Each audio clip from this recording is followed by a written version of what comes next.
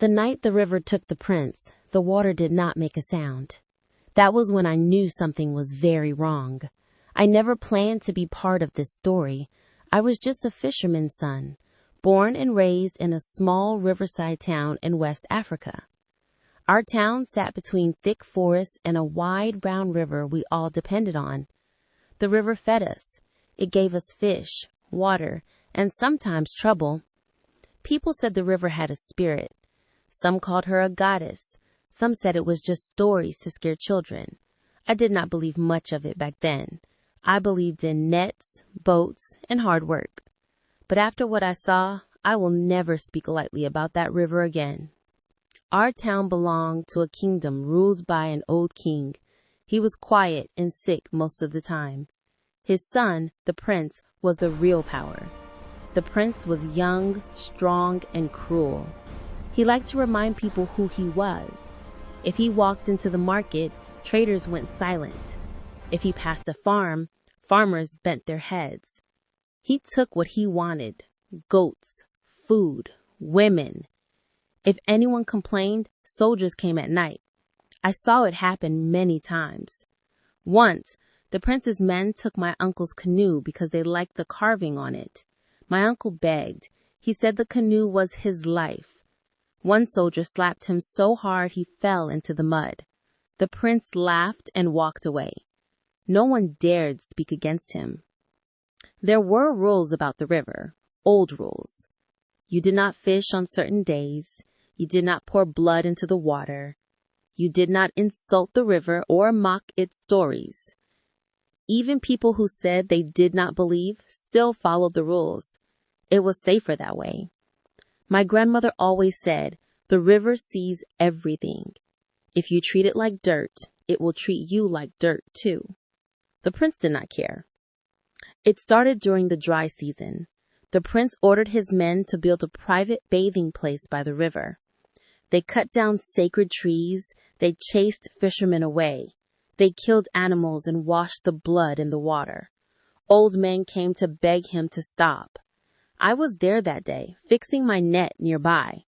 I heard one elder say, "My prince, please, this place is not for this. The river does not like it." The prince stepped close to him and smiled. "Does the river pay tax?" he asked. Everyone went quiet.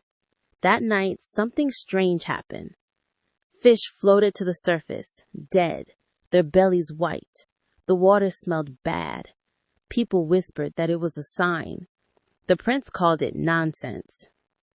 A few weeks later, a girl came to town. She was not from our area. She said she came from far upstream. She sold smoked fish in clay pots. She spoke softly. Her eyes were calm, almost too calm. I noticed her because she asked strange questions. She asked where the prince bathed. She asked which days he came to the river.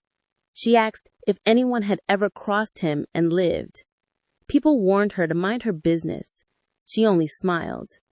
I remember her face clearly because she once bought fish from me. When I gave her the fish, she held my hand for a moment longer than needed. "Be careful near the water these days," she said. I laughed and said, "The water is my life." She looked at me and said, "And it can also take life." One afternoon, the prince came to the river with his friends and guards. They were drunk. They were loud. A poor boy was fishing nearby. He was maybe 10 years old. His net crossed into the prince's bathing area by mistake. The prince was angry. He ordered the boy beaten. Then he told the guards to throw the boy into the deep part of the river as a lesson. The boy could not swim well.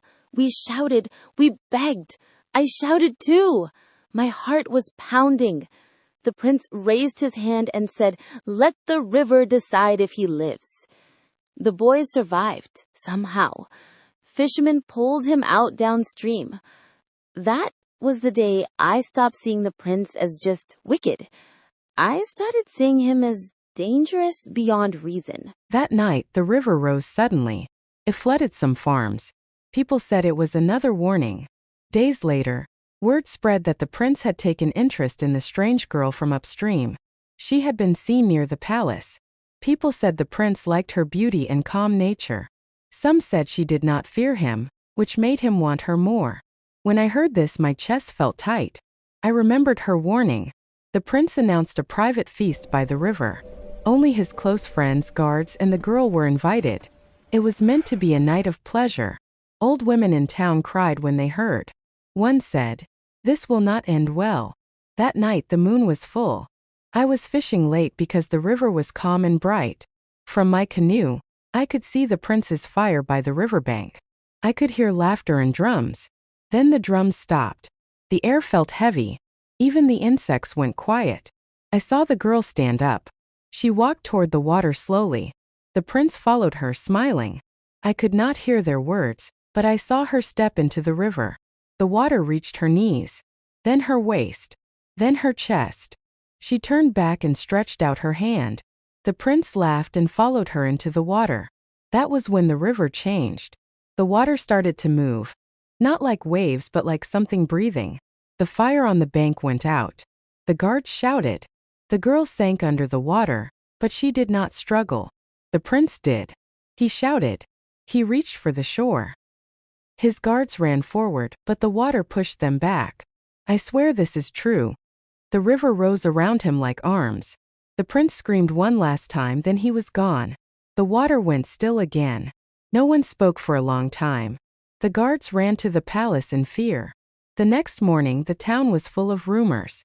Some said the girl was the river goddess. Some said she was a witch. Some said the prince slipped and drowned. The king ordered a search. They found nothing. No body. No clothes. The old elders nodded quietly. They said, "The river has collected its debt." After the prince disappeared, things slowly changed. The soldiers became less cruel. The old king ruled again, weak but calmer. Sacred trees were left alone. Fishing rules were respected. The river became clean again. Fish returned. As for me, I stopped fishing at night. Sometimes early in the morning, I still see ripples where there is no wind. I remember the girl's calm eyes.